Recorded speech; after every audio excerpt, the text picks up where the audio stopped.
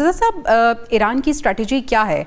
जिस तरह से ब्रिगेडियर साहब भी बात कर रहे थे कि ऐसा लग रहा था कि जंग बंदी के लिए कुछ पेशरफ्त हो रही है, और दूसरी तरफ डोनाल्ड ट्रंप ने एक अल्टीमेटम भी दिया हुआ है, टाइम जो है वो कंप्लीट होने वाला है।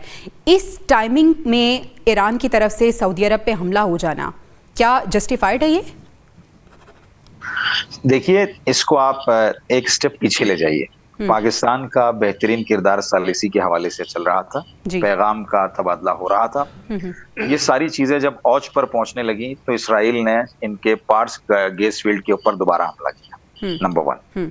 तो यहां से मामला खराब हुआ ना। पार्स आप ईरान के जो ईरानी ऑफिशियल्स कह रहे हैं, जो इनका स्टेटमेंट है वो ये है कि इस पीस डील के मामलात को बिगाड़ने में अमेरिका का खुद का हाथ है। अमेरिका, जैसे मैंने पहले भी कई प्रोग्रामात में अर्ज किया था, अमेरिका अपने सालिसीन पर, जो उसके सालिस होते हैं, जो मीडिएटर्स होते हैं, उनको सबसे ज्यादा जरर देता है। ये अभी तक अमेरिका का ट्रैक रिकॉर्ड रहा है। सही। तो जो पार्स है, पार्स गैस फील्ड है, उसके ऊपर दोबारा हमला हुआ। उसके बाद खार्क जजीरे के ऊपर दोबारा हमला हुआ। उसके बाद तकरीबन ईरान के अंदर 12 से 13 जो शहरों को मिलाने वाले पुल थे उन्हें तोड़ा गया, उन पर हमला किया गया।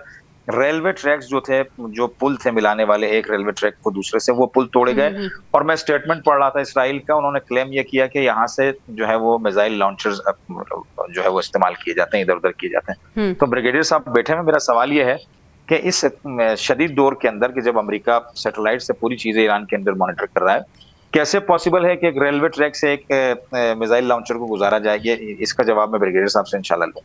तो ये सारी चीजें देखनी पड़ेंगी। और इसके जवाब में ईरान ने कहा कि जब हमारा इंफ्रास्ट्रक्चर जो एनर्जी का है वो महफूज नहीं रहा, हमारा जो सिविल इंफ्रास्ट्रक्चर है वो महफूज नहीं रहा, तो फिर हमें भी हक हासिल है कि जिन ममालिक ने अमेरिका को अपने पास रखा हुआ है अपना सिक्योरिटी गार्ड बनाकर, हम उन ममालिक को भी मुकम्मल तौर पर मफलूज करें। और ये पहले से ही ईरान कह चुका है। आपने जो खातिमुल अंबिया ब्रिगेड है उसका सिलसिला सुना होगा। तो हर इंसान की कोशिश ये होनी चाहिए, पूरी दुनिया की कोशिश ये होनी चाहिए कि इस वक्त जो ट्रंप का दीवानापन है उसे व्हाइट हाउस से निकालकर किसी हॉस्पिटल के अंदर एडमिट किया जाए। पूरी दुनिया क्राइसिस में चले जाएगी। सिर्फ एक ईरान का या गल्फ स्टेट्स का मसला नहीं है। ये यहाँ की जो 18-20 करोड़ आवाम है, सिर्फ इनसे मुतालिक नहीं है, बल्कि दुनिया के आधे से ज्यादा हिस्से के अंदर मफलूजी और मफलूकी की कैफियत पैदा हो जाएगी। नकवी साहब, बिल्कुल सही है, पाकिस्तान ने हमेशा ईरान को सपोर्ट किया है, लेकिन अब ये जो सऊदी अरब पर हमले किए गए हैं, नकवी साहब, डोनाल्ड ट्रंप बड़ी धमकियां दे रहे हैं। और अभी कुछ देर पहले उन्होंने एक मैसेज दिया है, वो कह रहे हैं कि आज रात एक पूरी तहजीब खत्म हो जाएगी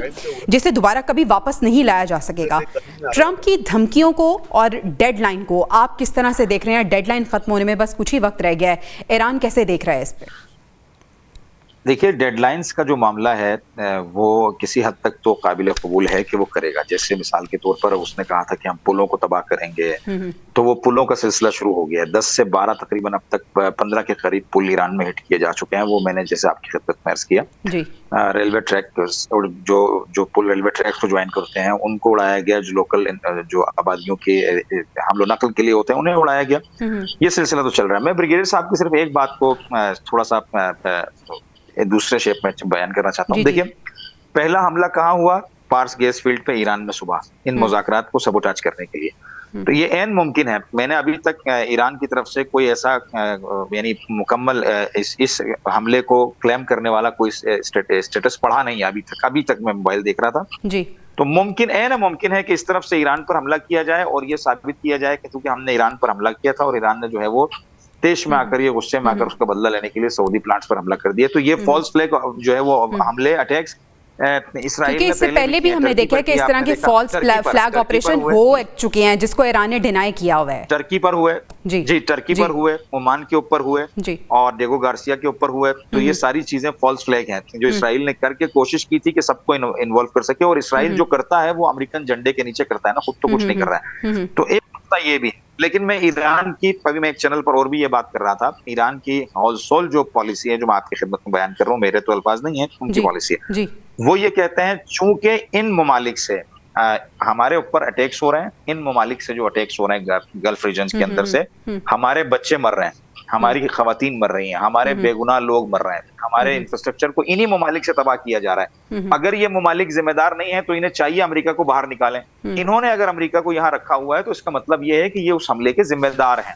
तो अच्छा नकवी साहब, सॉरी मैं आपको इंटरप्ट कर रही हूँ, टू बी स्पेसिफिक अगर हम सऊदी अरब की बात करें तो सऊदी अरब खलीजी ममालिक में से वो मुल्क था जिसने कहा था कि हमारी सरजमीन ईरान के खिलाफ इस्तेमाल नहीं होगी।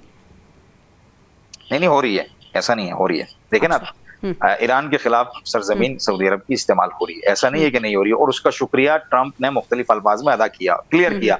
देखें ना, पहला जुमला ट्रंप का ये था कि नेटो एक ज़ईफ कागजी शेर है जो हमारे साथ खड़ा नहीं हुआ, और मैं शुक्रिया अदा करता हूं बिन सलमान का, दुबई के शहजादों का, कुवैत का, बहरीन का, ये नाम लेके अदा किया। कतर का नाम नहीं लिया चूंकि कतर ने अपने आप को कंप्लीटली साइड कर दिया है, कतर का नाम नहीं लिया। इन 4 ममालिक का क्लियरली नाम लिया है, एक मर्तबा नहीं बल्कि 10 मर्तबा लिया है, और इनका थैंक्स भी किया है, कहा कि असली शेर ये हैं जो मेरे साथ लड़ रहे हैं। तो फिर पूरे जामिया को ये सोचने की जरूरत है कि दुनिया तबाही के दहाने पर आ रही है। एक बेवकूफ के जिसे हॉस्पिटल में होना चाहिए था उसे एक मुल्क का सरबराह बनाया हुआ है, और अब ये वक्त है कि पूरी दुनिया को आगे आना चाहिए, क्योंकि खुदा ना खास्ता अगर ये एनर्जी के सेक्टर्स के ऊपर हिट करने वाला सिलसिला और इसका तबादला शुरू हो गया तो ये पूरा रीजन रेंज में आएगा और दुनिया जो है कई सालों तक क्राइसिस में आ जाएगी।